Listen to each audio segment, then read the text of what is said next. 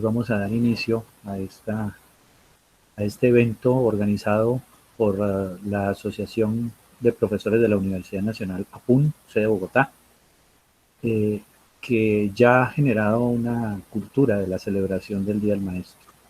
Entonces lo primero que todo tenemos que hacer es el reconocimiento, honrar la profesión de profesiones y saludar afectuosamente y felicitar a todo el magisterio, todos los profesores que cumplen una labor fundamental en la construcción de sociedad. Eh, Tenemos entonces hoy un conversatorio que le da continuidad a la acción más importante que hizo la asociación el año pasado, al cumplir 65 años, que fue la publicación del libro Pensando la Universidad, con 28 artículos de diferentes autores, empezando por Wilhelm von Humboldt, pasando por José Ortega y Gasset, por Paulo Freire, con contribuciones también de colegas del ámbito nacional como Darío Mesa, Víctor Manuel Moncayo, Carlos Augusto Hernández, Ricardo Sánchez Ángel, entre otros. Y pues esta idea de pensar la universidad, que ha sido inquietud de APUN durante toda su existencia, pues nos da pie hoy también para encontrarnos en una situación coyuntural que nos ha planteado unos retos y que nos pone en situación de flexibilización, de repensarnos, de trabajar en el reconocimiento de todo lo que implica el ejercicio de formación de nuevas generaciones, de nuevas profesionales, de nuevos bachilleres, de nuevos ciudadanos en general. Entonces tenemos como invitados a los profesores, a los grandes maestros. El maestro Cajiao me decía, mi mejor título es maestro, y entonces yo se lo respeto. Tenemos al maestro Francisco Cajiao y al maestro Fabio Jurado, quienes pues, a pesar de que son amplísimamente conocidos, pues voy a leer un pequeño perfil antes de darles la palabra. El mecanismo que vamos a utilizar es que tenemos unas preguntas generadoras a partir de las cuales nuestros invitados van a conversar y vamos a recibir por el chat algunas otras preguntas. Tenemos una hora inicial para la disertación de nuestros invitados y luego dedicaremos una media hora a resolver algunas de las preguntas o, si podemos, todas las preguntas que lleguen por el chat. Entonces, todos y todas bienvenidos a este encuentro de celebración del Día del Maestro APUN. Voy a empezar con el perfil del maestro Francisco Aurelio Cajiao Restrepo, licenciado en Filosofía de la Universidad Javeriana y magíster en Economía de la Universidad de los Andes. Ha sido asesor del Ministerio de Educación, secretario de Educación del Distrito Capital, asesor de la Secretaría también, profesor, investigador, directivo de distintas universidades, entre ellas la Universidad Pedagógica Nacional, donde fue rector, también la Universidad Distrital, y más recientemente la Fundación Universitaria CAFAM.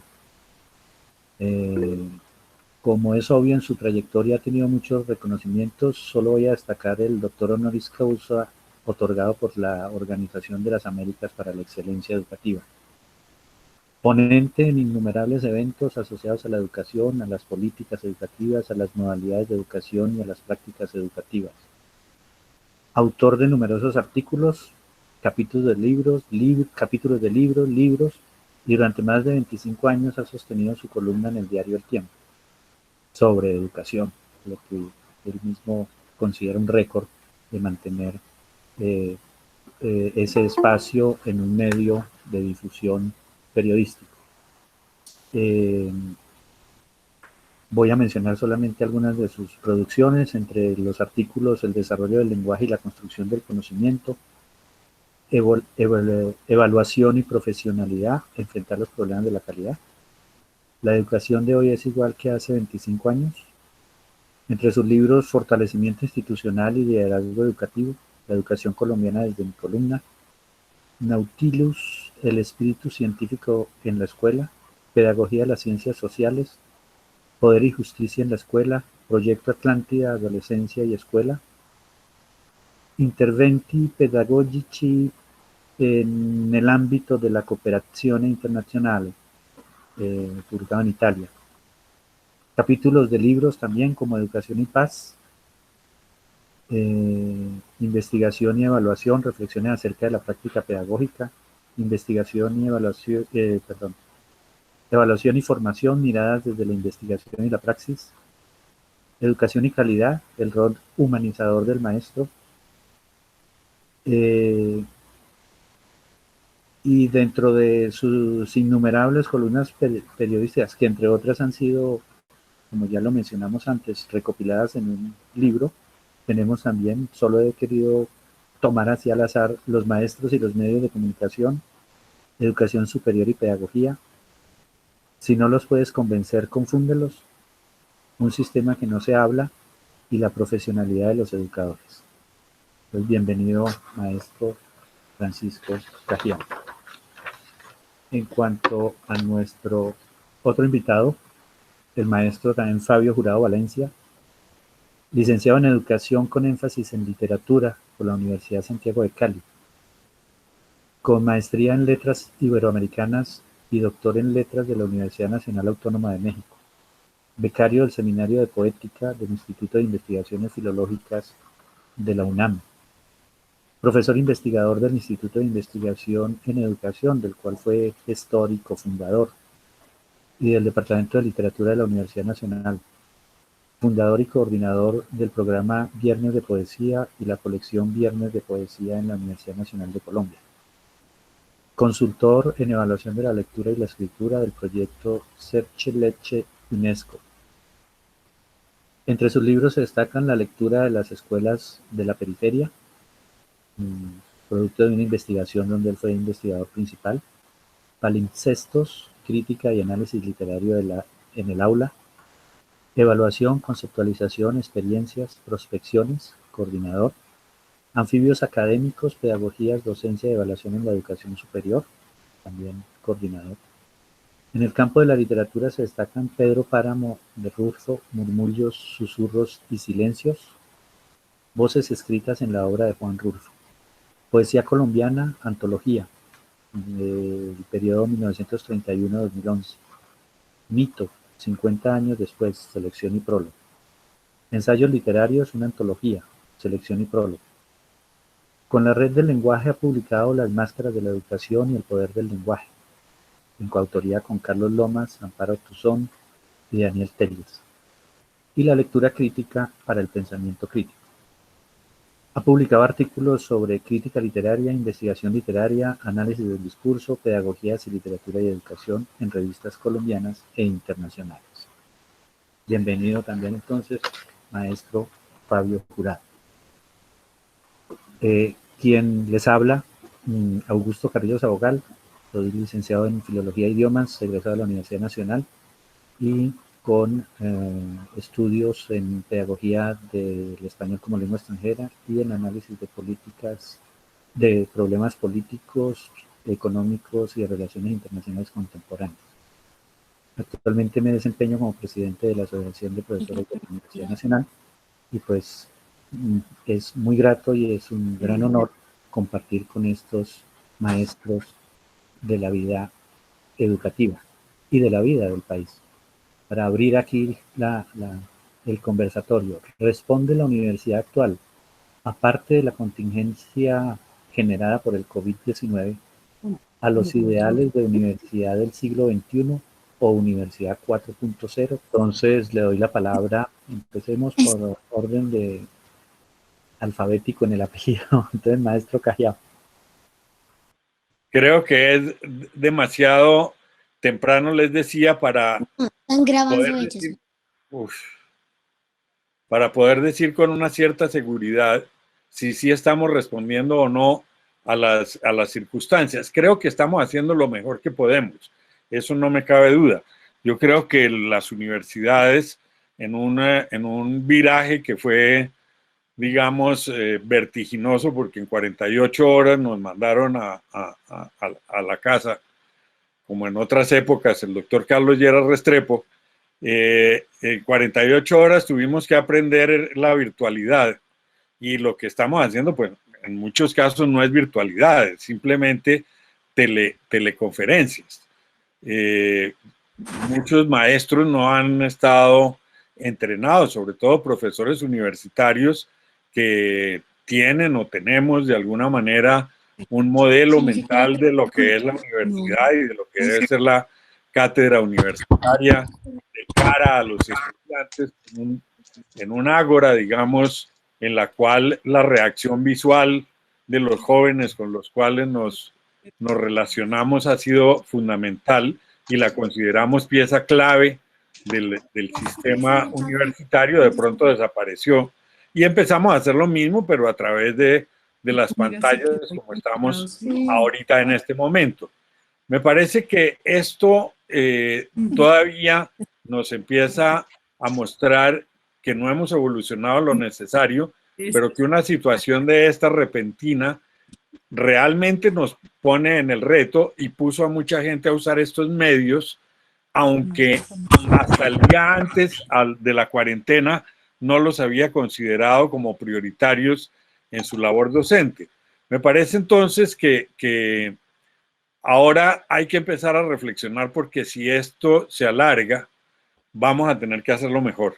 Y no sé exactamente de qué manera, porque no sé si este es el momento en medio de la tempestad para uno aprender a tapar goteras.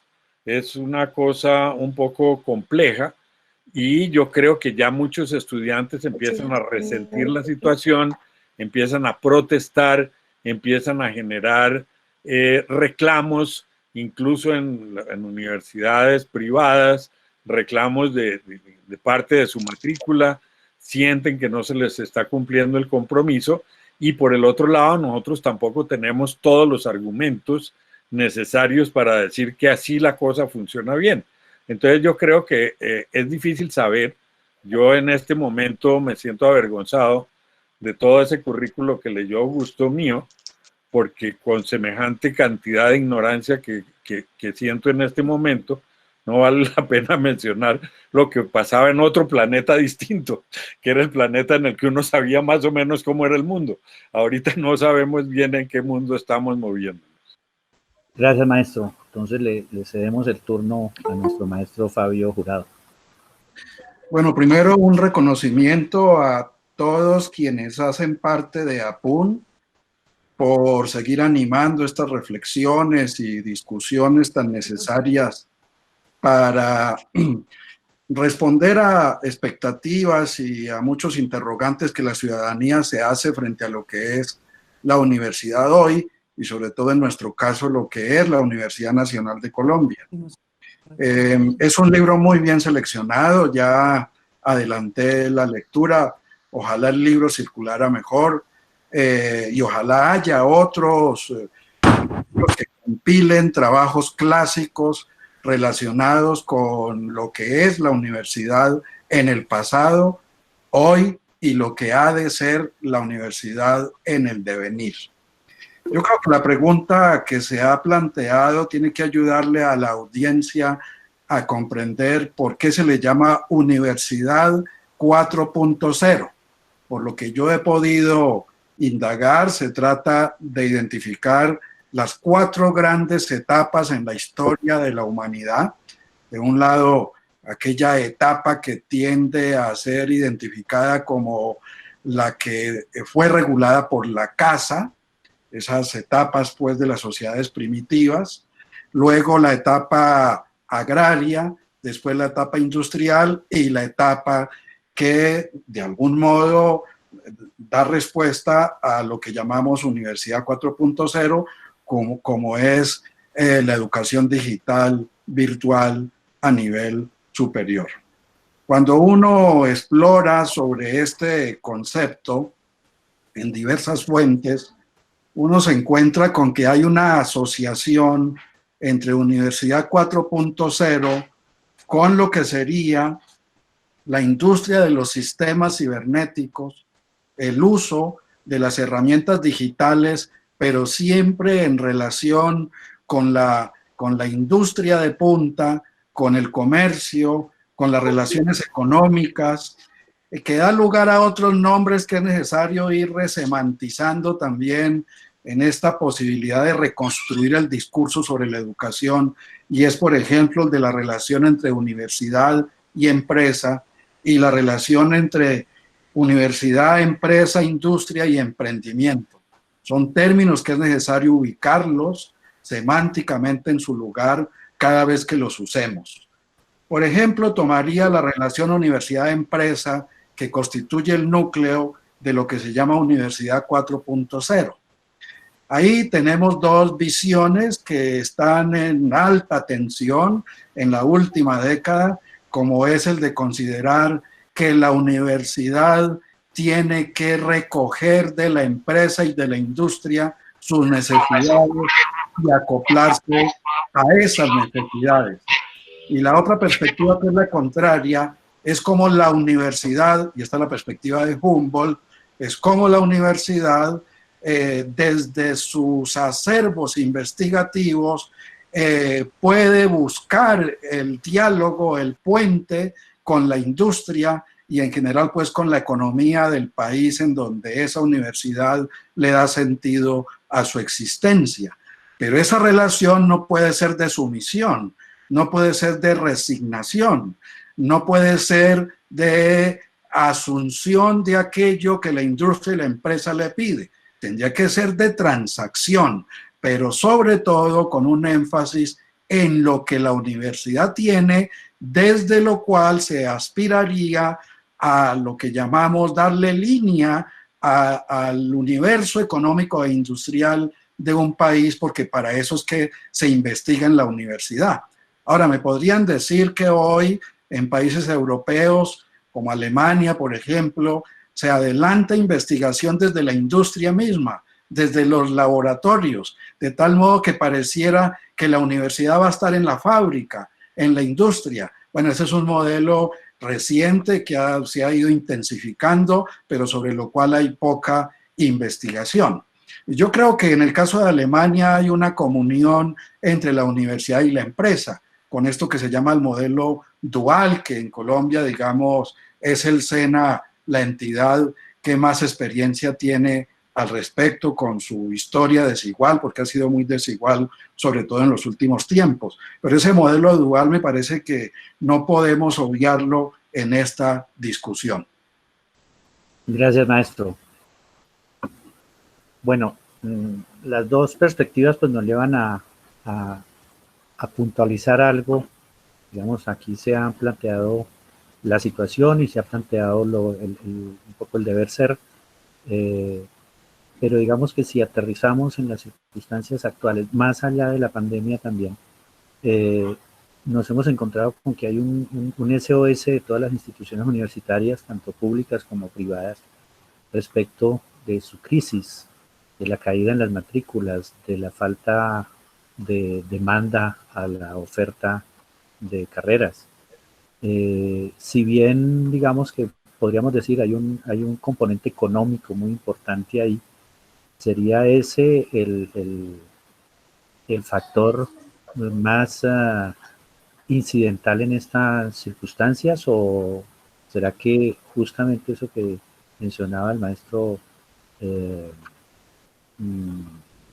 Fabio Jurado,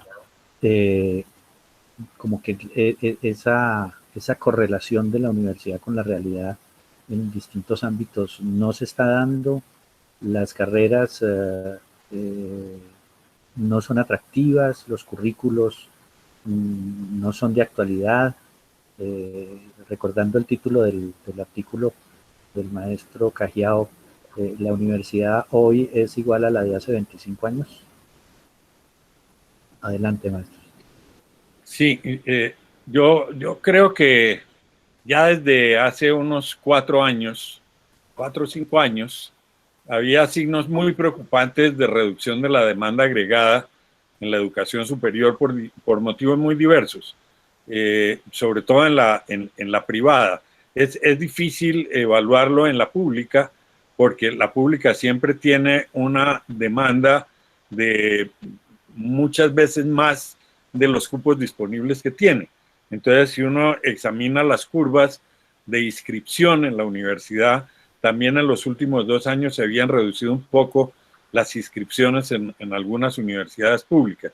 Pero digamos, en la universidad privada, la reducción de la demanda era muy preocupante desde hace 3 o 4 años, y ya desde 2018 se empezaron a registrar reducciones de cobertura general en el país. Al entrar a analizar este fenómeno, se veía que probablemente la causa más fuerte tenía que ver con la capacidad económica de las familias.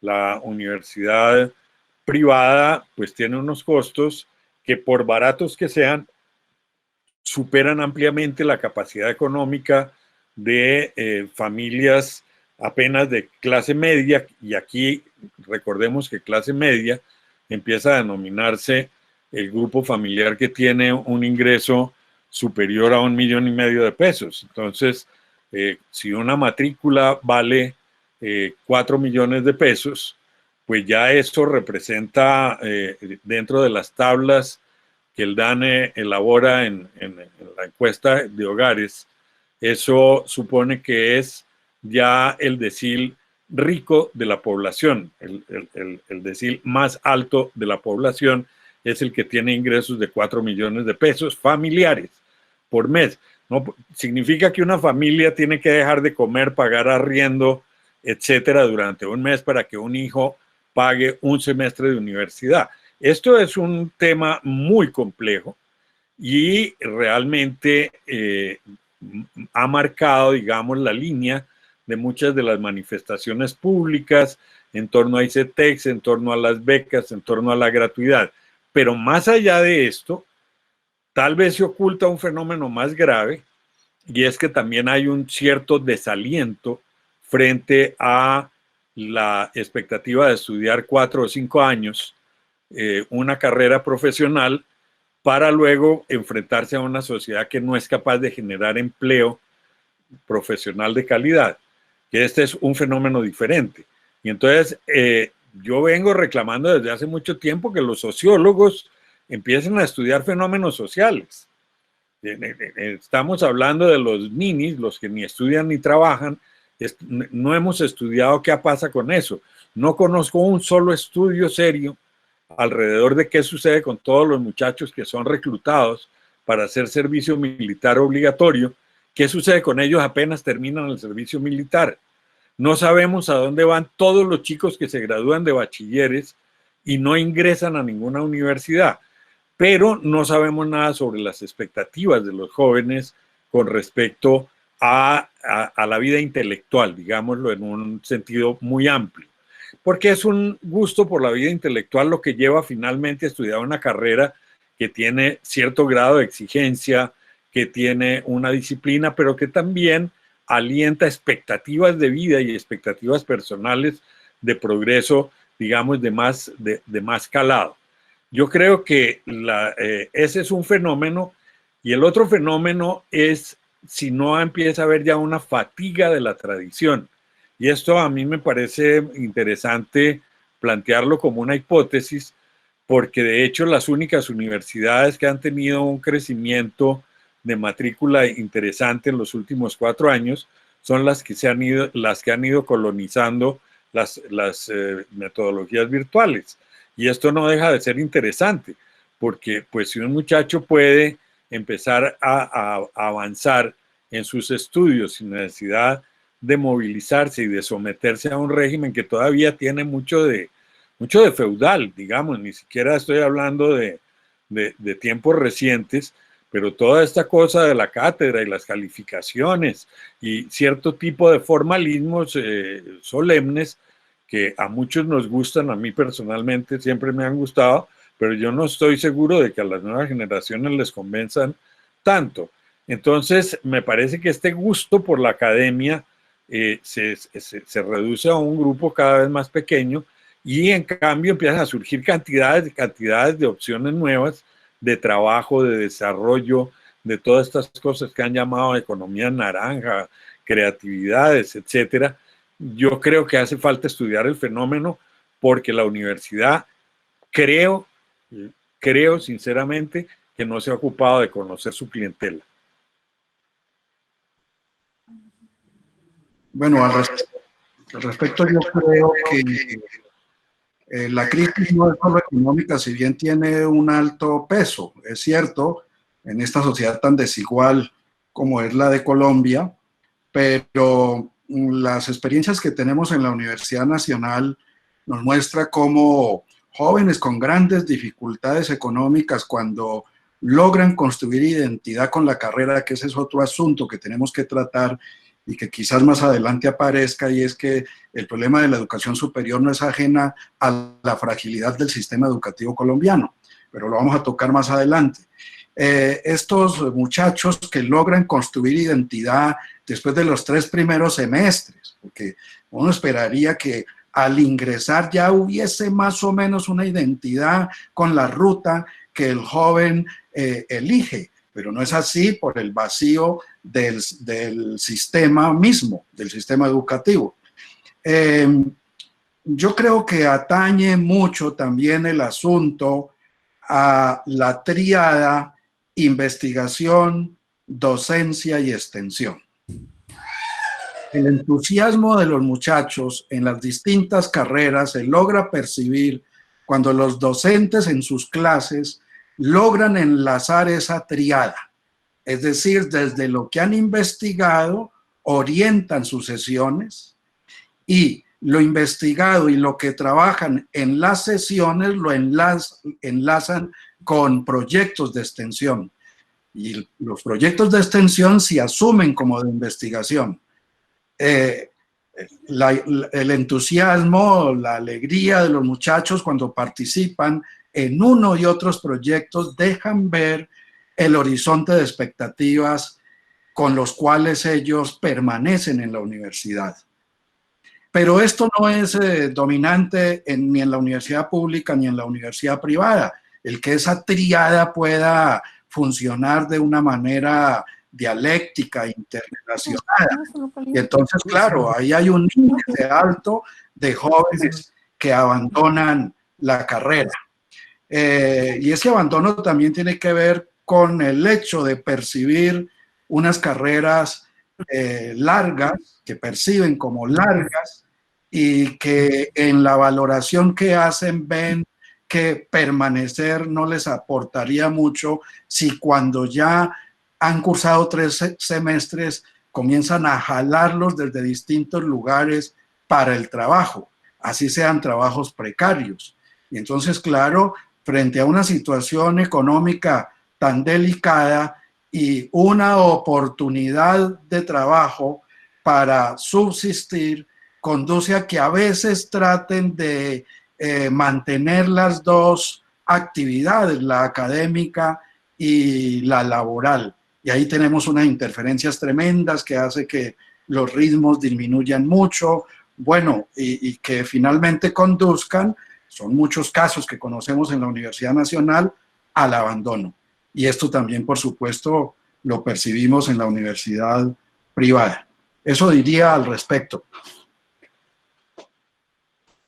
Bueno, hay un artículo que yo considero como clásico de una profesora chilena que circuló por allá en los años 80 y hablaba de algunas enfermedades del currículo.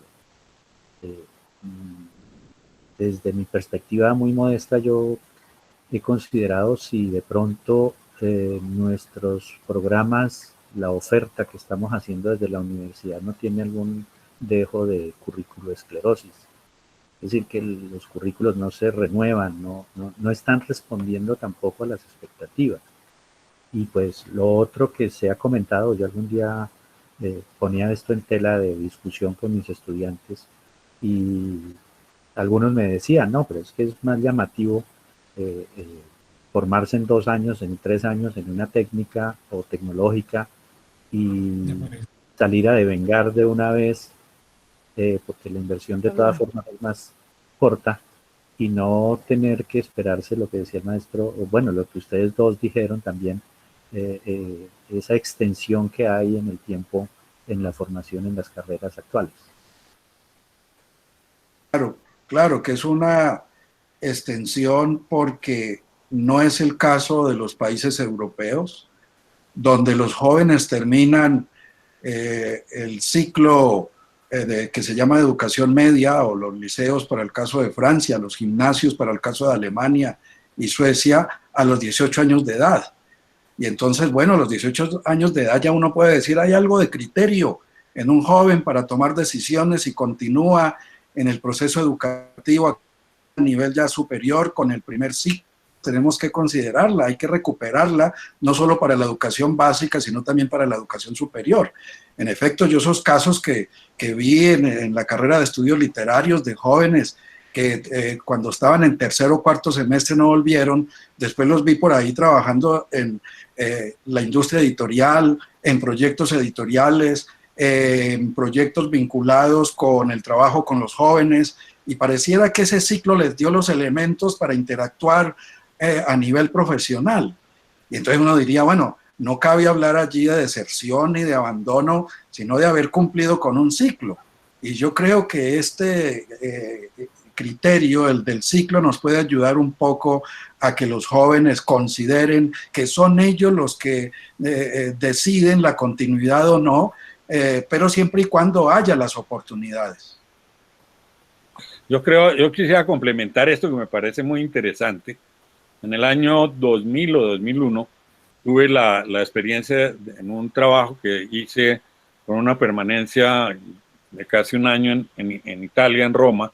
En ese momento estaban haciendo una gran reforma educativa, pues resultado de todo lo que se planteó en Bolonia, y yo estaba en casa de un profesor catedrático de ingeniería de la Universidad de Roma, y le preguntaba yo cómo iban a hacer para reducir la carrera de ingeniería a 3 años. Además, trabajaba en bioingeniería, cosas bien complejas, y me decía, no, lo primero es que los jóvenes llegan de un bachillerato científico y ya vienen con mucha capacidad. Lo segundo es que cuando van llegando a tercer año, ya nos los empiezan a quitar de las industrias de punta tecnológicas, en electrónica, en todas estas cosas, con salarios supremamente buenos, por lo tanto abandonan.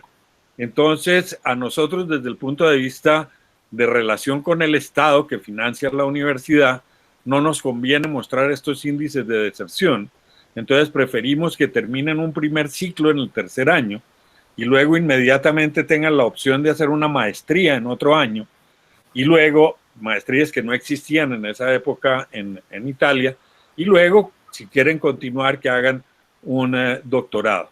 Esto obviamente es totalmente distinto de lo que ocurre acá, porque como decía Fabio, muchos de nuestros muchachos no se retiran porque les hayan ofrecido el trabajo de sus vidas, sino porque les ofrecieron algún trabajo, es decir, a una situación precaria, mientras que seguir su ciclo profesional no representa una aspiración de mejora de la vida. Entonces, cuando uno empieza a encontrar que los choferes de Uber, muchos son estudiantes universitarios y algunos graduados, pues empieza uno a tener grandes preocupaciones. Ahora, eso es una cosa, pero la otra cosa es que en las culturas juveniles se ha ido instalando una idea de que la gente muy rica y muy innovadora no fue a la universidad. Entonces, personajes como Steve Jobs o como de Facebook y todo esto, se empiezan a volver paradigmáticos porque son los que tienen revelaciones divinas, y a la vuelta de 3 años se han vuelto archimillonarios, y a eso se le suma la economía naranja, que promete milagros a partir de la cultura, y obviamente entendida la cultura como ser cuentero en una plaza pública o cosas por el estilo, porque no es que son 5 años, 10 años de teatro, no es Santiago García, no son estos, pues no es Ricardo Camacho, no, son gente que hace cultura porque sí, digamos, de manera casi milagrosa y espontánea. Yo creo que estos imaginarios son muy complicados porque nos están deteriorando algo que la universidad tiene que hacer. Seguramente lo debe hacer de otra manera, ¿no? Yo creo que de aquí saldremos pensando que hay que hacer cosas de otro modo, pero definitivamente necesitamos gente que piense en los países. Yo recuerdo también hace tiempo en un encuentro en Buenos Aires que había un historiador alemán que me comentaba, esto fue por los años 90, la enorme preocupación que en ese momento tenían en Alemania, porque la gente cada vez estaba estudiando más carreras tecnológicas, muy bien pagadas después los trabajos, pero había menos filósofos. Y decía él, es que un país sin filosofía es un país que se revienta. Y yo creo que hoy por hoy, con toda esta crisis planetaria, con todo esto que nos está pasando acá, está empezando a hacer falta gente que piense el país, no gente que tenga, digamos, cosas muy prácticas. Y yo creo que ahí es donde la universidad se tiene que repensar. Yo no sé si esta función, yo lo digo por la experiencia de haber pasado por muchas universidades, conversando con la gente, y desde que apareció el PowerPoint, profesor que no le funciona el PowerPoint prácticamente no puede dictar la clase. Entonces, pues este no es el pensador que entusiasma a los muchachos y a los jóvenes. Y si pueden encontrarse con el gran pensador aquí a través de una pantalla, pues ¿para qué me hago el viaje en Transmilenio con todos estos problemas de mascarillas y de cosas? Si yo puedo ver al señor de Harvard aquí directo y conversar con él. Entonces yo creo que la universidad va a tener que repensar de verdad qué es lo que quiere hacer, qué es lo que quiere, qué es lo que tiene que hacer. Porque yo no creo que la pregunta sea si debe desaparecer. Lo que tiene es que volver a pensar para qué sirve. Sí, para eso se requiere que las universidades tengan un centro de reflexión profunda sobre la situación, no de la universidad propia, sino en general de la educación superior. Institutos de investigación en educación, centros de estudio de la educación superior, unidades académicas donde lleguen docentes que son muy sensibles a pensar las pedagogías, lo que tiene que ver con el lugar de la filosofía en la formación de todos los profesionales, como muy bien lo ha señalado Francisco y que aparece también en el libro de Apun, sobre todo en el trabajo de Guillermo Hoyos. Estos problemas relacionados con la lectura y la escritura son afines a esta discusión. El trabajo con el medio digital implica un dominio de la lectura y de la escritura. Y aquí es importante, es oportuno distinguir entre la educación a distancia y la educación remota o virtual. Allí hay una serie de matices que me parece importante considerar. De un lado, bueno, en la tradición de la educación a distancia, la relación entre el tutor y el estudiante era en efecto muy distante y no había casi comunicación porque consistía en ponerle tareas para que el estudiante le enviara por correspondencia esas tareas, pero no había retroalimentación. Por lo regular, no había una dinámica de diálogo como sí se puede lograr a través de esta modalidad que llamamos virtual o remota en sus distintas variantes, sea sincrónica o asincrónica. Pero creo que esa es la pregunta que sigue, ¿no, Augusto? Sí, señor, justamente es un poco haciendo eco a alguna discusión que se ha dado entre el profesorado en la universidad, particularmente en la nacional, y es como poner en contraposición la calidad enfrentando la modalidad presencial frente a la mediada, yo la llamo más bien mediada por TIC o por tecnologías. Y pues no sé si de alguna parte hay una cierta mitificación de una parte del profesorado e incluso de los estudiantes que han reaccionado también, que si no están en el aula creen que no están aprendiendo. Sin embargo, a veces, y yo lo he vivido en estos tiempos, ver como estudiantes, y me he hecho la pregunta, y se las comparto. ¿Qué harían aquellos estudiantes que por ejemplo, son tímidos para hablar en la clase, para participar? Y sin embargo yo los he visto que mediando con tecnologías ellos participan por el chat. En el aula no tenemos chat. Entonces ellos se quedan callados y hasta ahí llega su posibilidad de desarrollo.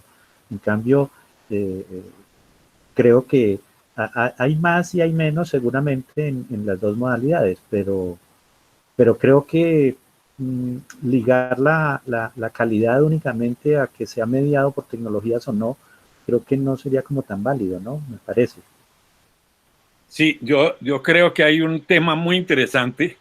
Yo creo que esta crisis generada por la pandemia, que forzó a todo el mundo a usar este medio, nos pone una distancia y digamos que es como el momento en que una hermosa pieza que uno conservaba se fracturó y se rompió, y se rompen muchos mitos.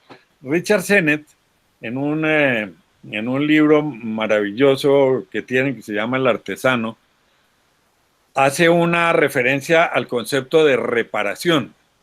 Y yo creo que el retorno después de la pandemia a una normalidad que será seguramente muy anormal, va a traer mucho a cuento esta reflexión. Él dice que hay tres tipos de reparación. Una que es la de restauración, que es cuando uno, después de que algo se ha dañado o se ha afectado, se pretende dejarlo tal cual como fue en su versión original, que es el caso del que se consigue un cacharro, un automóvil por allá en 1952 y trata de repararlo como si acabara de salir de la fábrica de 1952, escribiendo por todo el planeta a ver si consigue las piezas originales, si consigue la fórmula química de la pintura original, la manera de hacerla para dejar el carro recién hecho en 2020, pero como si fuera el 52. Eso es lo que él considera la restauración.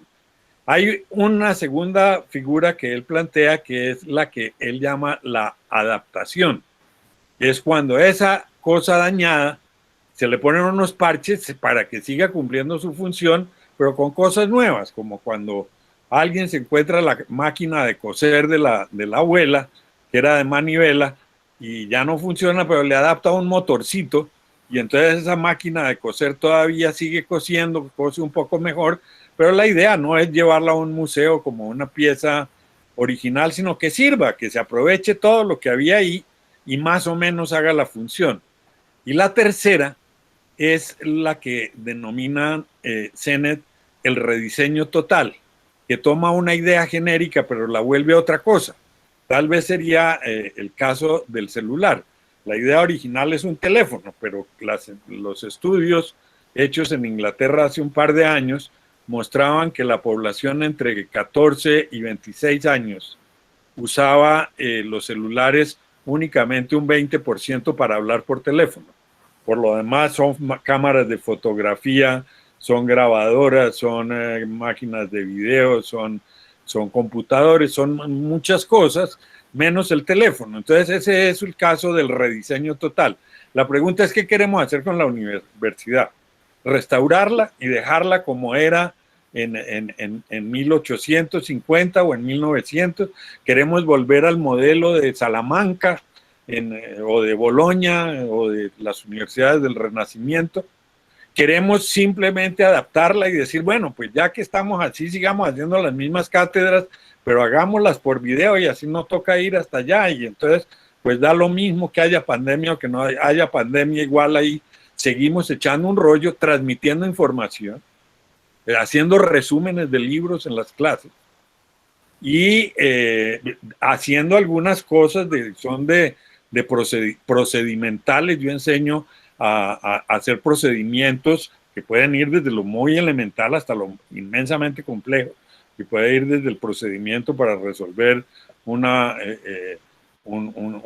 ecuación hasta no sé, hasta la manera de ensamblar, no sé, una estructura bioquímica en un laboratorio, pero de verdad eso no se podrá hacer por video. Sí, seguro que muchas cosas se pueden hacer por video. Hoy día hay muchísimos laboratorios virtuales. Esta universidad reformulada tiene ya en muchas partes laboratorios virtuales. Ya nadie va a comprar cadáveres al cementerio. Ahora los hacen de silicona. Pero el anfiteatro sigue siendo el anfiteatro. Ahí no ha cambiado mayor cosa. O la universidad es algo completamente distinto que tiene que cambiar la legislación. Porque es que hoy los estudiantes que reclaman una carrera presencial es porque a esa universidad le dieron un registro de la carrera que es presencial. No dice que es para que el señor sea ingeniero, dice que es para que vaya a clases todos los días, con un mínimo de tanto, con una malla curricular así ya está, absolutamente preestablecido. Entonces, pues el mismo ministerio pone a las universidades en un ámbito de no innovar. Pues porque si innovan no los aprueban. Es una cosa un poco compleja, porque no sé si estamos en la restauración o en qué estamos. Y claro, cuando se presentó esta crisis, lo primero que le tocó al ministerio fue salir y decir, sí, damos un espacio en blanco, pues del suspenso, échenle virtual aunque no sean virtuales. Yo creo que hoy por hoy esa es una diferenciación que es bastante artificial. Una universidad puede hacer millones de cosas sin necesidad de presencialidad, y otras que son ineludiblemente presenciales. Lo que tú decías, Augusto, es muy interesante. El estudiante que sí puede participar por chat, pero que le da pena o le da miedo confrontarse con los otros porque no hemos desarrollado todo el elemento político del debate público y del debate intelectual, que ese es presencial, para verle la cara al otro y para ver si hizo mala cara, o para ver si me amedrenta. Esas son cosas muy interesantes que habría que estudiar. La profesora Nancy Arevalo dice, interesante y preocupante por la calidad impartida en este tipo de instituciones virtualizadas. Y luego agrega, lamentablemente, salir a emplearse en sistemas laborales precarizados. La profesora Luisa Roballo dice, pero no todo saber es digitalizable.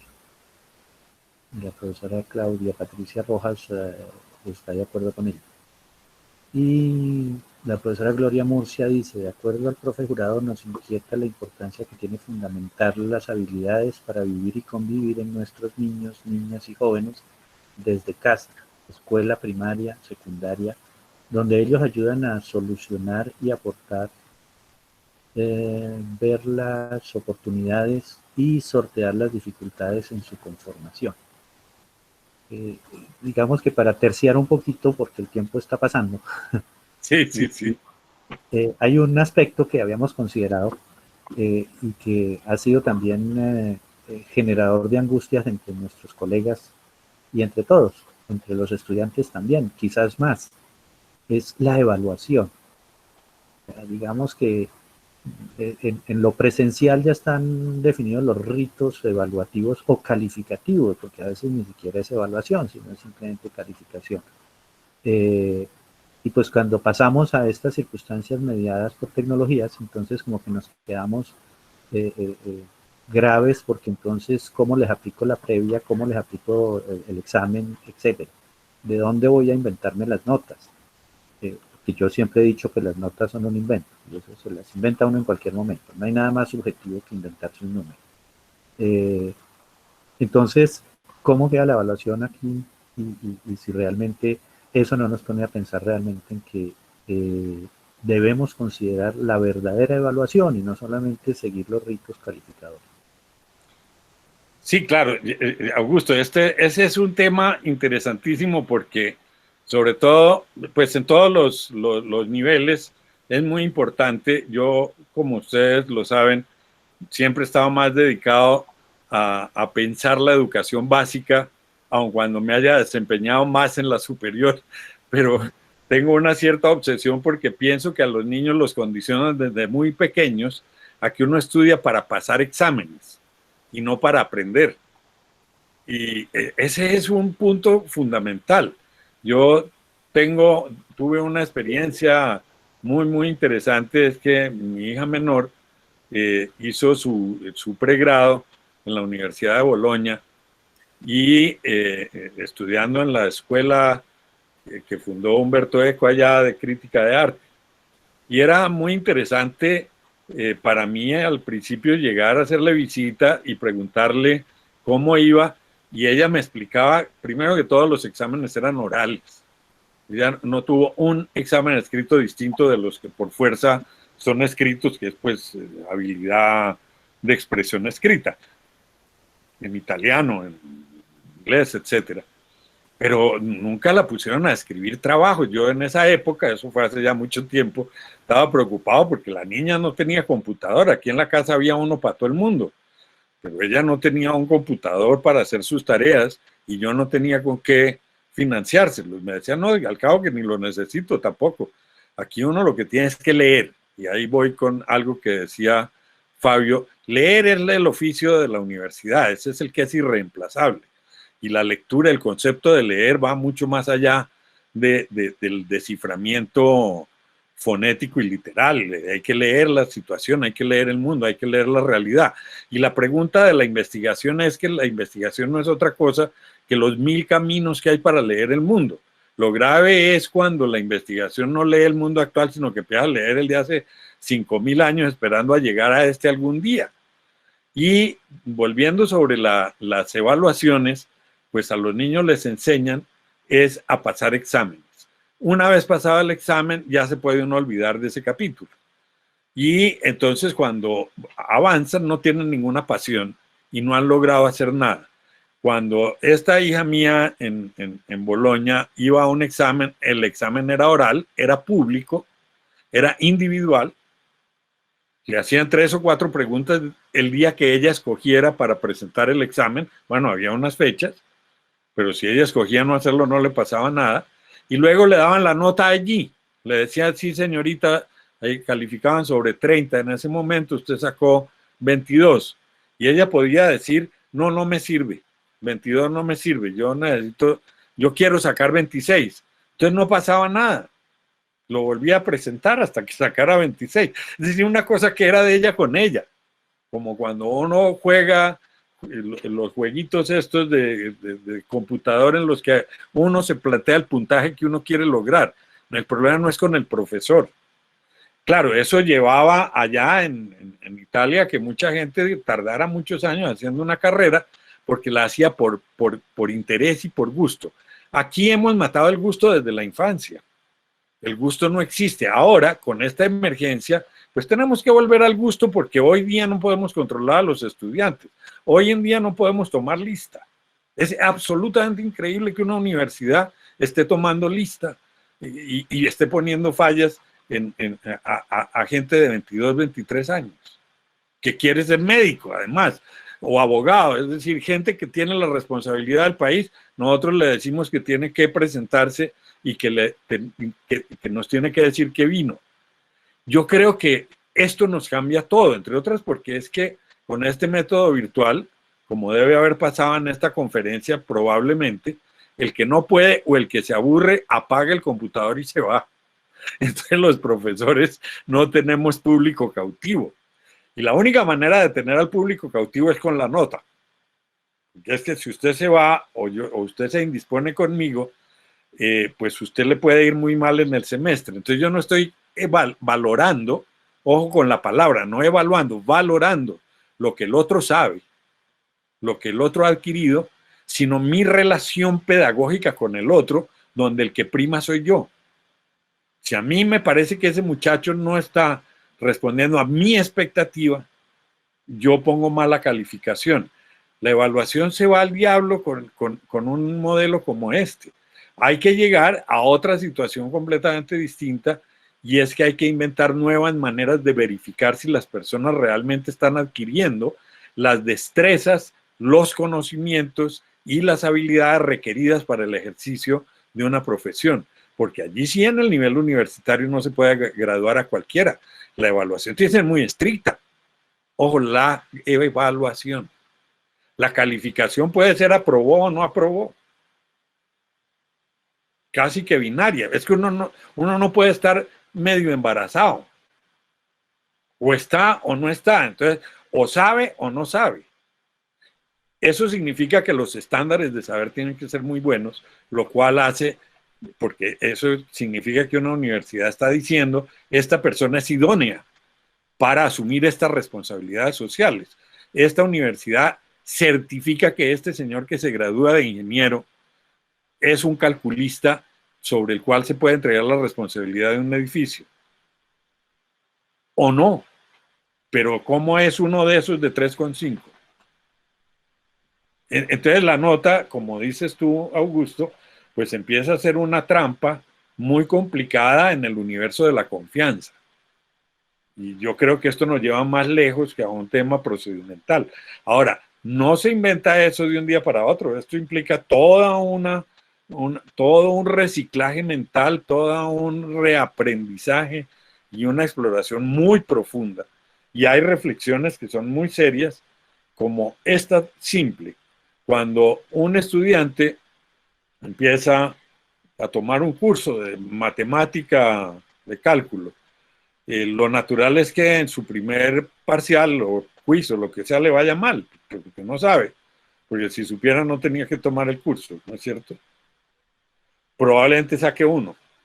El segundo examen, que se lo hacen a los 2 meses y medio, saca 3,5. Ya ha aprendido algo. Y en el último saca un 4,5. Le promedian de cuando no sabía a cuando ahora ya sí sabe. Eso es estúpido, simple y llanamente. Es como a un corredor de 100 metros planos promediarle los peores tiempos con el tiempo de la competencia. La evaluación, como la tenemos nosotros, es matapasión. Y yo creo que eso hay que revisarlo totalmente. Pero resulta que está consagrado en nuestras leyes. Entonces eso es muy complicado. Las universidades son autónomas y no son capaces de inventarse algo como eso. Sí, yo creo que lo que señala Francisco es muy atinado en torno a lo que llamamos la evaluación como proceso, la evaluación como diálogo, como autoevaluación. No la autoevaluación entendida como cederle al estudiante la función de autocalificarse, no en esa perspectiva, sino autoevaluación como proceso metacognitivo, es decir, de cómo el estudiante reflexiona sobre qué ha aprendido y qué no ha podido aprender y cuáles son los retos que tendría para acoplarse a los procesos que les demanda el campo en el que se está moviendo, la carrera que está cursando en este caso. A mí me parece que la coyuntura que estamos pasando va a ser muy oportuna, la que estamos viviendo, digo, va a ser muy oportuna para lograr transformaciones y sobre todo hacer realidad aquello que se ha dicho en el país desde hace 2 décadas. Esto no es de ahora, lo que dice Francisco. Es paradójico que el decreto 1290 del Ministerio de Educación Nacional para la Evaluación le dé poder a las instituciones educativas para determinar cómo evaluar alrededor de lo que se llama sistema institucional de evaluación, y que lo que se esperaba era que dieran el paso hacia una evaluación más cualitativa, más conceptual, y son escasas las instituciones educativas en el país que acogieron esta perspectiva de evaluar conceptualmente los procesos de aprendizaje de los estudiantes, ¿no? Volvieron otra vez a la escala del 1 al 5 o del 1 al 10. Y entonces allí hay una talanquera cultural. Por supuesto, es una interferencia ideológica. Muy bien dice Francisco, es que eso no es de la noche a la mañana. Claro, el ministerio legisló, pero no orientó procesos de formación a nivel nacional para discutir cómo hacer realidad la evaluación cualitativa y por procesos, que está señalado en la ley 115 y en el decreto 1860. Reitero, es paradójico en el país, la legislación resulta siendo revolucionaria, pero la actividad en las aulas es reaccionaria.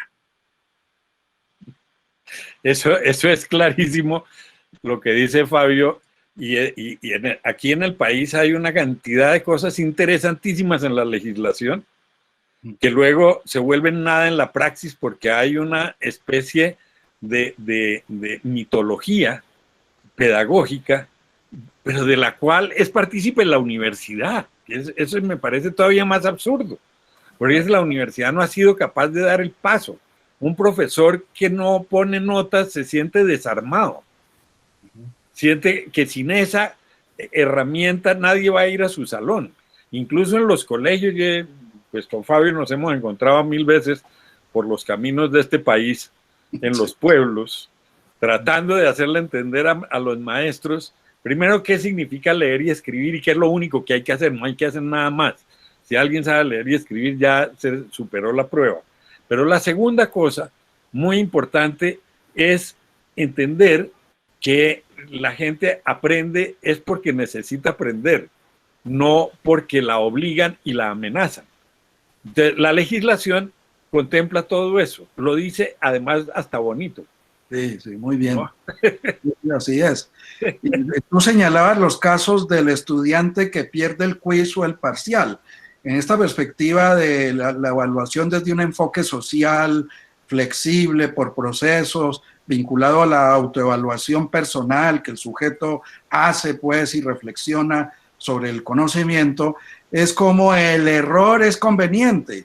Es decir, que no debería pasarse así, ya perdió y hasta ahí quedó, espere a ver si el otro parcial le ayuda a acomodar mejor las notas. No, es que ojalá un buen porcentaje perdiera, pero el asunto es cómo introducir una pedagogía que desde el error ayuda a que los estudiantes comprendan la lógica de sus propios razonamientos y los contrasten con la lógica del razonamiento que se espera.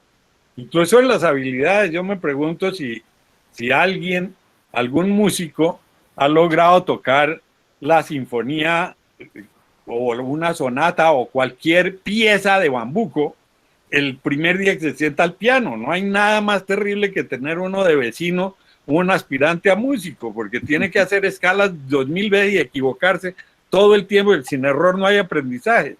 Pero no. ¿Qué tal un profesor de natación que al primero que se equivoque nadando lo deje ahogar? Y nosotros estamos dispuestos a que se ahogue todo el mundo. Entonces, por esto liga mucho la educación básica con la superior. Fíjense que una de las preguntas más reiterativas que hacen los maestros de educación básica hoy y los papás es, ¿y los muchachos van a perder el año? También está puesto en la universidad el tema. Yo pregunto, ¿y qué es ganar el año? Dentro de una pandemia de estas no es llegar vivo hasta el final del año. Y no es haber aprendido un montón de cosas como a convivir en familia, a vivir encerrados, a hacer oficios domésticos, a cocinar. Eso es perder el año, no hemos aprendido nada. O lo único que hay que aprender es un currículo estúpido de 16 asignaturas que le ponen a un niño para volverlo tonto. Realmente tenemos que pensar, y yo creo que esta es una linda oportunidad. Yo creo que Fabio decía algo muy interesante al comienzo y que nos sirve para reiterar la celebración de hoy, y yo de una vez agradecer la invitación que me han hecho, que me honra muchísimo, y es que este se ha vuelto el mes de los maestros, no es el día. En estos 2 meses los maestros han pensado en pedagogía otra vez. Sí. Han dejado un poco al lado sus rutinas y sus verdades hechas, y como se les revolcó todo, están empezando a barajar. Una de las cosas más interesantes que yo he visto en otro ámbito es que supermercado al que usted vaya no tiene levadura. La gente empezó a aprender a hacer pan. Y resulta que como no hay levadura, pues la gente aprendió a hacer levadura madre. Unas cosas de química muy interesantes, todo el tema de la fermentación. Pero no, allá nosotros tenemos un programa escrito que se los queremos mandar por internet, que realmente es como estar limpiando el polvo en la casa mientras está en un terremoto y está por caerse el mundo. Yo creo que tenemos que resetear y reflexionar, y las universidades sí deberían tener institutos muy serios de reflexión pedagógica, porque estas ideas no son de experticia, son de sentido común, y el sentido común se tiene que volver una especialidad universitaria donde los cartones se valoran mucho más que los saberes. Bueno, y hagamos una última pregunta de esta serie y miramos nuevamente qué nos dicen en el chat. La pregunta que teníamos como para cierre era ¿cómo sería el perfil de un docente universitario, maestro universitario, profesor universitario para el futuro. Yo creo que en muchas oportunidades, ustedes lo han mencionado, y también otros personajes han hablado de que la universidad debe formar profesionales para dentro de 30 años y no para hace 30 años. Y creo que en eso hemos estado patinando un poco. Entonces, ¿cómo debería ser el docente? Alcancé a ver algún aporte de alguien en el chat que decía que el profesor universitario debe formarse como profesor. Y yo creo que de alguna manera empezaron a existir hace ya como 30 años los programas de docencia universitaria. Sin embargo, ¿qué tanto impacto habrán tenido? Y realmente es suficiente con que uno sepa algo para que se ponga a dárselas de maestro. Sí, yo considero que además de la formación profesional con las maestrías, los doctorados y los postdoctorados que pueden tener los profesores universitarios, se requiere de una formación en el campo de la pedagogía, de cómo se construye currículo innovador y cómo se procede con evaluación vinculado con lo que hemos llamado la autoevaluación misma y lo que sería el enfoque social de la evaluación, que es lo que hemos venido defendiendo en el grupo de investigación en evaluación. Hay colegas que consideran que la pedagogía es algo accesorio, que se va aprendiendo en el camino. Sí, en el camino se aprenden muchas cosas, pero se requiere de los otros colegas que también han hecho ya un recorrido y que han tenido la oportunidad de participar en cursos como los que hemos coordinado desde el Instituto de Investigación en Educación en su momento, para aprender de ellos. Nadie aprende solo en el campo de la pedagogía, ni tampoco existen métodos preexistentes. Hay colegas universitarios que preguntan por el método. Bueno, deme el método, dígame cuál es el método para yo hacerlo mejor. De un lado, yo siempre digo, nadie le enseña a otro a enseñar bien. Y a su vez no existen esos métodos que buscan. El método hay que construirlo sobre la base de los saberes que tú tienes alrededor de lo que es la educación y la pedagogía hoy. Esos saberes son fundamentales para tomar decisiones según el contexto sociocultural del lugar donde trabajas, según los perfiles intelectuales de los estudiantes, que señalaría algo muy potente, y es que cuando el estudiante percibe que el profesor está pensando en él y no en el método preexistente, sino que se pone en su lugar, piensa como él, que eso lo perciben los estudiantes. El compromiso es tremendo de los estudiantes. No así, pues, cuando se sigue una guía de manera unilateral y se cree que las clases son el desarrollo de esas guías, que es el riesgo que estamos viviendo ahora, tanto en la educación básica como en la educación superior. Hay que ver qué es lo que contienen esas guías de las cuales habla el ministerio, que ha repartido por todo el país. Yo quisiera conocerlas. Y bueno, y cuando el docente elabora la guía o el taller, también es interesante socializarlo, mostrarlo a una audiencia amplia, porque son las voces de otros los que nos ayudan a afinar los procesos en educación. La profesión más exigente, más dura, más compleja hoy es la de ser profesor. Y por eso diría que una impronta de ese perfil por el cual tú preguntas es el trabajo en equipo. No puede ser que en las unidades académicas cada docente vaya por su lado, por su cuenta, y que cuando asisten a reuniones es solo para informarse de cosas administrativas y de gestión, y que no dediquen sesiones a analizar los programas que están adelantando con los estudiantes, a hablar de lo que han percibido de los distintos grupos, de tratar de ayudarse a buscar alternativas frente a problemas que son inevitables con los jóvenes de hoy que asisten a la universidad. Ese es lo que yo llamaría el trabajo en equipo. Y eso sí que lo agradecen los estudiantes, porque cada vez que el profesor da una clase, su discurso lleva impregnado el discurso de los otros profesores del mismo semestre. Y los estudiantes saben entonces que están analizando su situación, que no hay redundancias de cosas porque ya los profesores han acordado puntos de convergencia.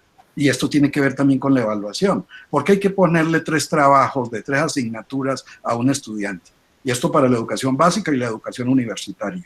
No se puede pensar un trabajo con el cual se evalúen 3 materias de una carrera, 2, 3, 4, pero eso implica el trabajo en equipo entre los docentes. Tienen que hablar. Esto me preocupa mucho en las universidades, tanto las públicas como las privadas.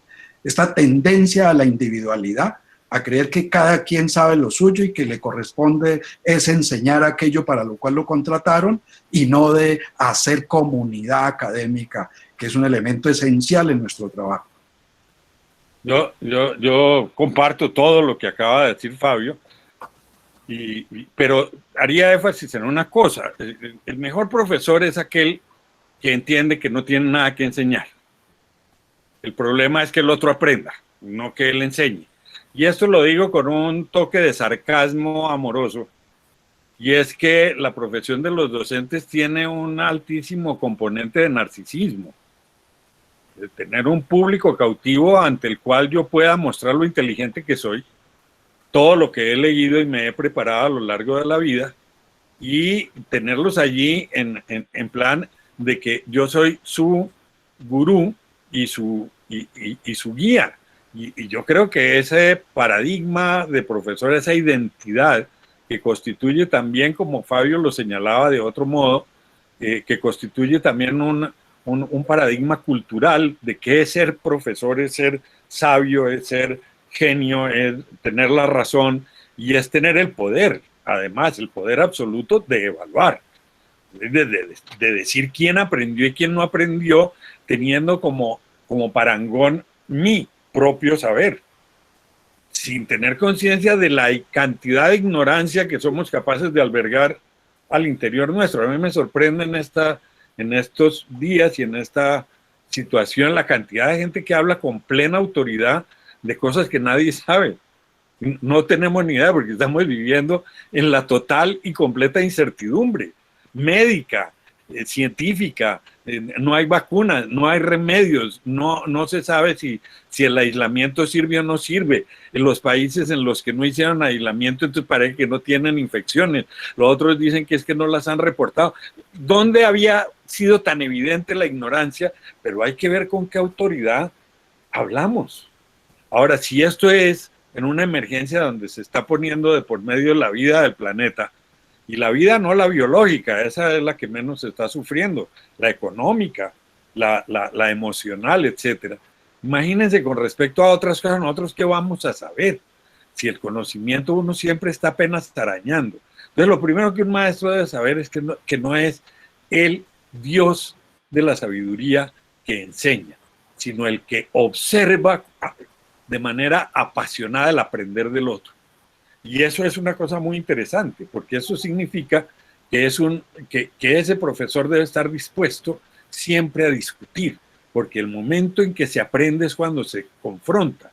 Yo tuve el privilegio inmenso de conocer 2 grandes profesores de la Universidad Nacional, que fueron el profesor Federici, por una parte, y Manuel Vinent, que además era maestro escolar y después fue rector del colegio de la Universidad Nacional, o su asesor, si no el rector, y ellos me enseñaron el escepticismo, me enseñaron que uno tenía que reírse mucho de lo que uno creía que sabía, porque nunca sabe uno lo que el otro aprende. Yo no sé si en este coloquio, me gusta ser un poco trascendental, pero hay una anécdota muy linda de Federici, que una vez le celebraron me contaba él que le hicieron una celebración de no sé qué aniversario, los 15, los 20 años de haber llegado a la Nacional a hacer sus primeros cursos de epistemología, y que se le había acercado un señor con un agradecimiento fuera de toda proporción a decirle que él no era nadie si no hubiera sido por Federici y por sus clases.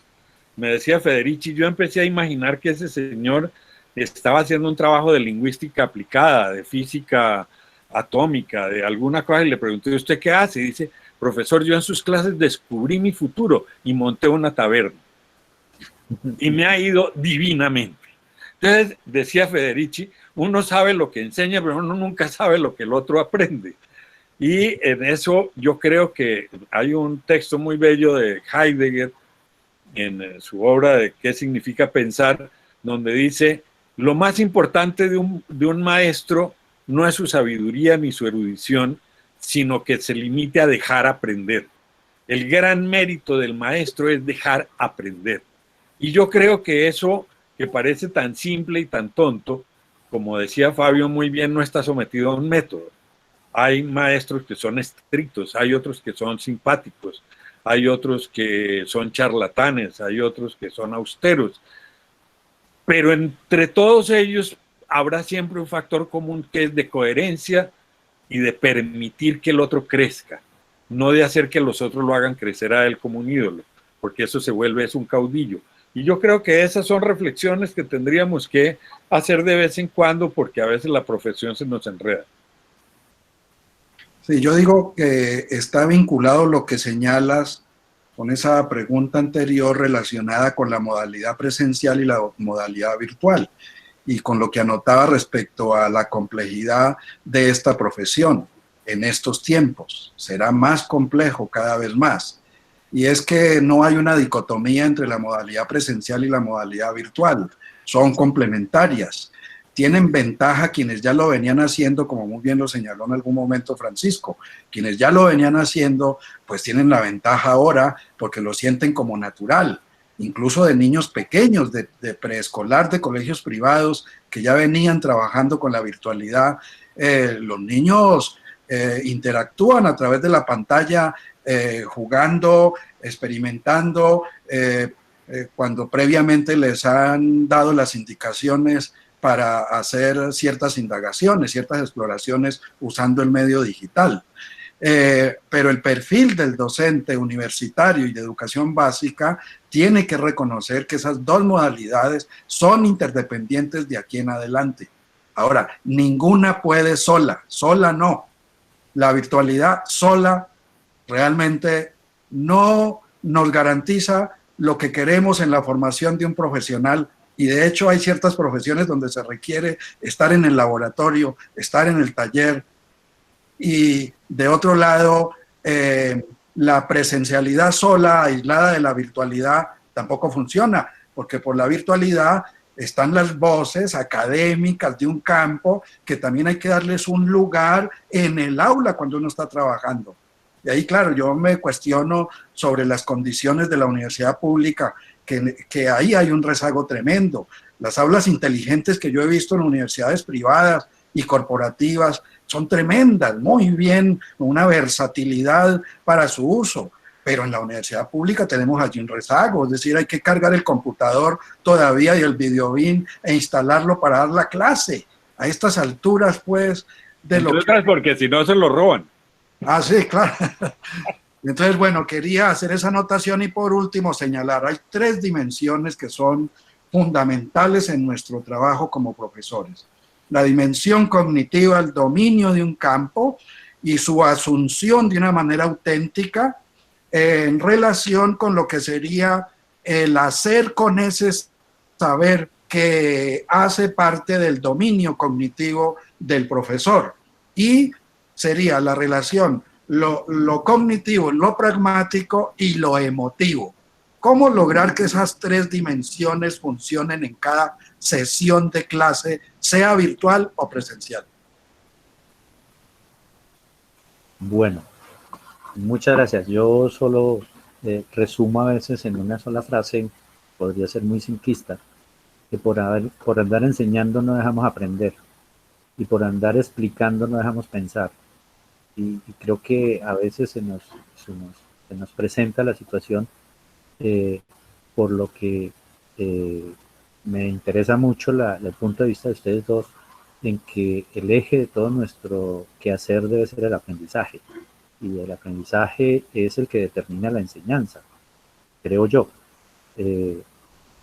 Y pues ligado a todo eso, pues aparecen también las formas de evaluación, las modalidades de evaluación, porque es que nos acostumbramos solamente como a hacer evaluaciones de resultados y no vinculamos al proceso la evaluación diagnóstica, la evaluación formativa, la evaluación acumulativa y obviamente que la evaluación de resultados pues también juega un papel ahí importante, pero creo que a veces nos ligamos a una sola cosa. Voy a leer unas preguntas, no hay muchas preguntas, hay algunos comentarios que invito a que a través del chat los vayan eh, revisando. Leo textualmente.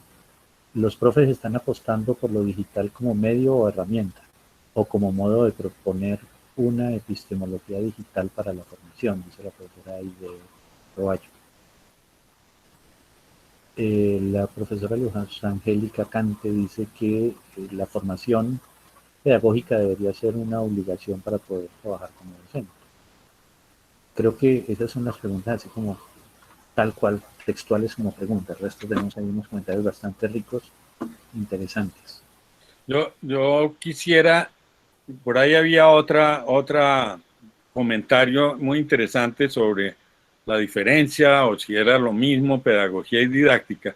Yo personalmente hago una diferencia, no pretendo con esto ser, digamos, definitivo, pero yo creo que la pedagogía tiene una connotación filosófica un poco distinta a la didáctica. La didáctica, según yo la entiendo, pero insisto, sobre esto hay muchas versiones porque hay miles de libros escritos sobre una y otra cosa y varían, pero digamos, para entendernos en este clima de conversación, yo diría que la pedagogía en su sentido etimológico, como el que conduce al niño, que era realmente el pedagogo, era el que llevaba de la mano al niño al liceo en Atenas, es una figura que permite pensar en alguien que acompaña el crecimiento y desarrollo de un ser humano.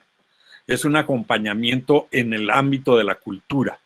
Es una concepción mucho más, si usted quiere, es un humanismo. La pedagogía no está limitada al espacio formal de la escuela o de la universidad, ni a la especificidad de la enseñanza de unos determinados contenidos. Es una dimensión mucho más extensa, mucho más amplia, que a mi manera de ver se da en el ámbito genérico de la cultura. Paulo Freire, fue un enorme pedagogo, pero Paulo Freire estaba trabajando con analfabetas en la formación política. La didáctica me parece que se ha desarrollado mucho más en torno a una manera de comunicar saberes, es decir, de hacer digeribles el acceso, digamos, como a los códigos de acceso de cierto tipo de disciplinas complejas como la matemática, como las ciencias naturales, que tienen una didáctica, tienen un modo de aproximación ordenado, digámoslo así. Así lo entiendo yo. Y en ese sentido, claro, un profesor debe tener un dominio didáctico de lo que hace, es decir, ser un muy buen comunicador de su saber, para poder permitir al joven de alguna manera explorar caminos viables para hacer sus construcciones. Pero eso es muy relativo porque las personas aprenden de maneras muy diversas y así como a alguien le puede funcionar muy bien un camino didáctico para una cosa, otro lo puede captar de manera absolutamente espontánea sin necesidad de hacer eso. Pero en cambio el pedagogo es en ambas situaciones importante. Es aquel que constituye un impulsor, alguien que acompaña, no que hace, no que dice, no que enseña, sino que acompaña el aprender. Y yo creo que este concepto es muy interesante porque se habla mucho hoy día de pedagogías sociales, se habla de la pedagogía del alcalde, se habla de la pedagogía de actividades con saldo pedagógico. ¿Qué queremos decir con eso? Obviamente estamos hablando de un construir juntos. Yo creo que ahí viene a cuento lo que señalaba Fabio, y es que la pedagogía también es una construcción cultural, es decir, colectiva. No es un hecho individual que se adquiere con un curso. Los cursos sirven para uno conversar, además, para uno compartir experiencias. Y como tantas otras cosas, no se enseñan, sino se aprenden por imitación. Muchas de ellas, como lo describió muy bien Konrad Lorenz, en un libro bellísimo que se llama La otra cara del espejo. Sí, creo que la primera pregunta también se enlaza con lo que señala Francisco. El medio digital es una herramienta para hacer tales cosas o hay una dimensión epistemológica que está mediando allí. Es una pregunta muy interesante porque en efecto se ve la tendencia a usar la máquina solo como un medio para transmitir lo que se transmite de manera presencial. Y no es lo mismo, es decir, no se puede trasladar el formato de la educación presencial al formato de la educación virtual. Son dos formatos totalmente distintos, si bien se correlacionan, pero no se pueden confundir. Yo creo que lo estamos viviendo ahora cuando damos conferencias, cuando orientamos ciertos módulos. Estamos aprendiendo igualmente de cómo hay unas variantes que son específicas del uso del medio, que yo estaría de acuerdo en identificarlo más desde una dimensión epistemológica, es decir, cómo es que el medio requiere de mi potencialidad cognitiva, ideológica, filosófica, para interactuar con el estudiante que está al otro lado y que lanza preguntas muy oportunas, que entre otras cosas, sí hay que decir, los tímidos hablan más a través de la herramienta digital que de manera presencial.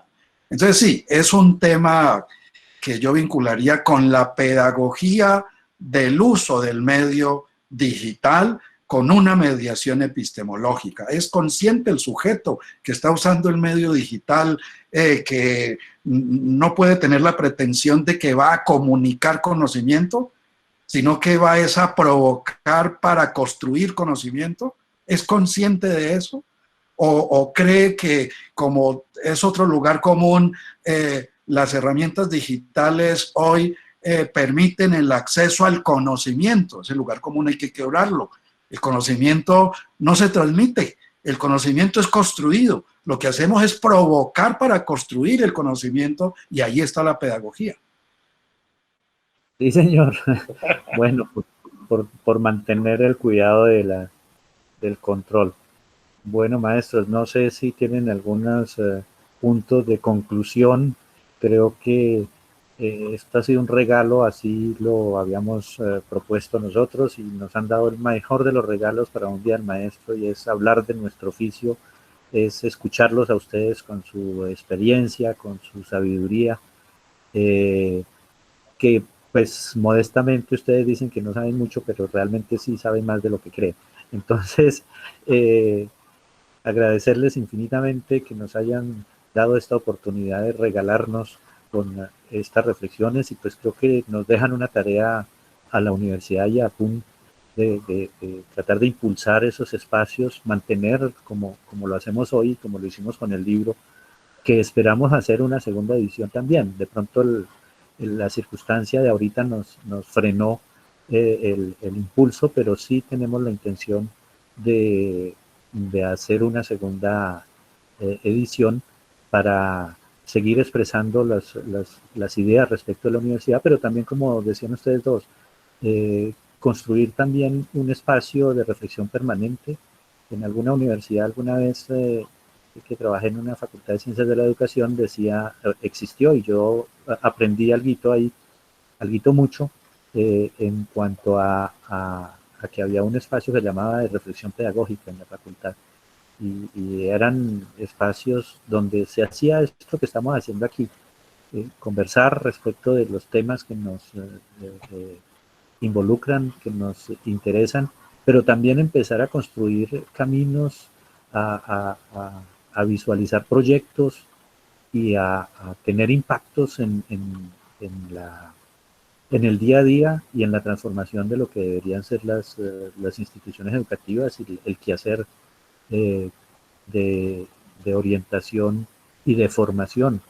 Creo que la ley también nos puso unos cambios grandes a partir del 91 de la Constitución, después materializada en Ley 30 y Ley 115, donde se pasa de instrucción a formación.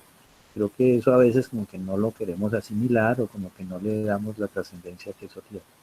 Entonces, les cedo la palabra para una última conclusión y el agradecimiento infinito por este regalo que nos dieron. Bueno, pues yo, conclusión no, la conclusión la hacemos por ahí dentro de 3, 4, 5 meses, porque ahorita estamos apenas en la introducción Bueno, perfecto.